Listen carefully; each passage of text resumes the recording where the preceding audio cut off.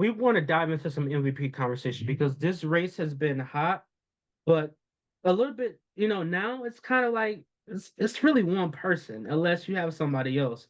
I'm gonna go with Jokic, and I'm the reason why I'm going to do that is because I know voter fatigue exists, but the way that this guy has carried this team, where we thought they were not subpar, but they weren't better than they were last year as far as the record wise. They were a 3 seed, to the tail end, the middle of the season. Now they're the number 1 seed and looking like they're going to lock that up. He's averaging 25.9 points a game, 12.3 rebounds, 9.2 assists. I mean, what else do you want? He's averaging almost a triple double. And I know we got Shai out there who's having an incredible season with some career highs. We got Luka out there that's amazing, but Luka's a fifth seed. Luka's a fifth seed. Shai, he's having career highs in assists, 6.5, 2.2 steals. That's a career high as well. But head to head, Jokic has got the best of the Thunder. During the Nuggets Timberwolves game last night, that I think they said he would be the sixth or seventh player ever to win 3 in 4 years. So I mean, we're talking about him getting into a whole new layer in his legacy. I do think Jokic has to be the winner, like you said, 26, 12, and 9 on 58% shooting. All of those ranked top 10 in the entire league, which is just incredible to say. And he does it playing 77 games. So he's playing on the best team in the Western Conference. He rarely misses time, and he's obviously the engine that pushes that team to everything it does. I do think that you have to mention Luka and Shai. Those guys have had phenomenal years. Luka leading the entire league with almost 34 points per game. And like I said earlier, that the Mavericks have been one of the best teams in the league for the last month and a half. So I do think that he has to be in the conversation, but he's probably going to finish second. And then Shai Gilgeous-Alexander, averaging 30.4 and leading the league with over 2 steals a game, has had a phenomenal year too on a Thunder team that went from the play-in to competing for that number 1 seed out in the Western Conference. I think that's going to be 1, 2, and 3 in my opinion. You can probably have Luka and Shai 2 or 3 in either order. As guys like Giannis have had a great year, Jason Tatum, Anthony Edwards, those guys are probably going to finish 4, 5, and 6, and for good reason. They've had phenomenal years.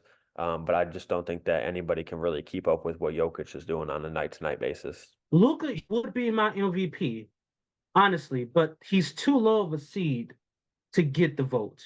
Honestly, I believe if Luka was a top three, they were top three, the Dallas Mavericks were top three, and as far as seeding, I believe it will be more of a contested contest when it comes to Jokic or Luka. Because he's a fifth seed, I think that diminishes his argument a little bit. Yeah, I think that's one of the reasons that you have to have Jokic in that number 1 spot because his team is number 1 out west. It is tough to see Joel Embiid, not play for almost 3 months because he's a guy that I think would be in the thick of this conversation. As we've Yeah. seen over the past 3 or 4 years, he's been right there with Jokic, winning it last year and then the 2 years prior, finishing second. So it's tough. I feel like for Embiid, he was a guy that is averaging 34.8 points, which would be number 1 in the league, even over a guy like Luka, but he's not really going to qualify because he's only played, 38 games or whatever it is, which I think is sad because Embiid is a guy that was absolutely on a tear before he went down with that injury. He had 70 points, I think like a week before the injury, multiple 50-point games. He had a streak of 20-something games where he had 30 points, 10 rebounds. I mean, I think he was a leading candidate when he got injured.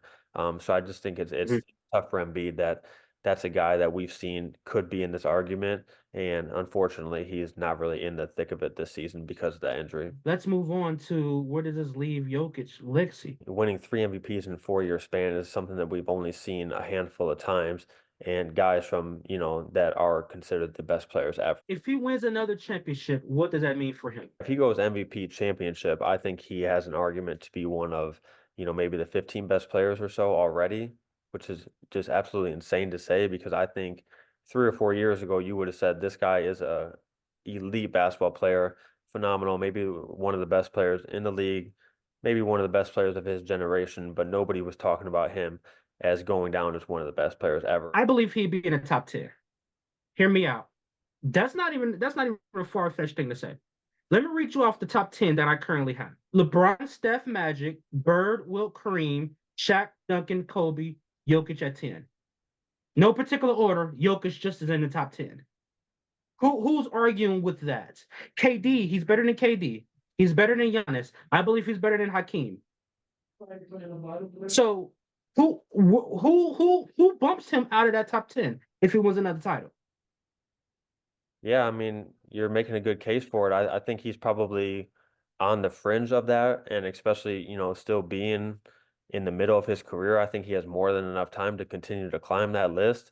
But winning 3 in 4 years is something that I feel like, especially like you said, if he caps it off by winning a second championship, that's something that elevates his legacy to something that I don't think any of us saw coming, even the people that believed in Jokic more than anybody. And I was one of his biggest critics because I believe um you guys told me that I was hating. I wasn't hating. You just have to.